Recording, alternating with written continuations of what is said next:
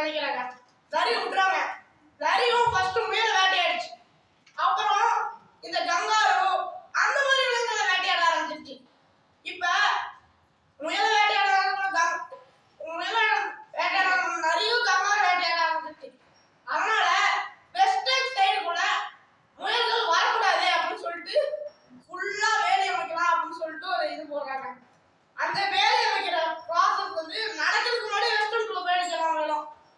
இப்ப அதனால என்ன ஆயிடுச்சுன்னா அந்த வேலி அமைக்கிற ப்ராசஸ் ஃபுல்லா ஃபெயிலியர். இப்பதான் ஒரு ஆயுதத்தை கையில எடுக்கிறாங்க ஆஸ்திரேலியன் கவர்மெண்ட். பயாலஜிக்கல் வார்.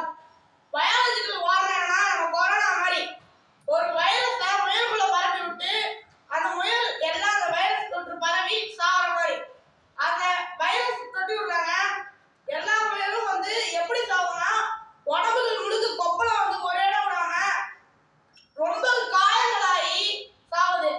ரொம்ப இதுவா சாத்ததுல 99.8% முயல்கள் வந்து செத்து போச்சு.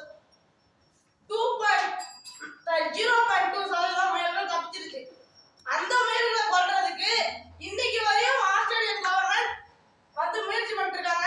அத்தனை முயல்களை இப்போ வரையும் பயாலஜிக்கல் வச்சு கொல்ல முடியல. இதுல என்ன தெரியுது? இயற்கை நினைத்தால் மனிதர்களை தூசு போல நசுக்க முடியும். நன்றி.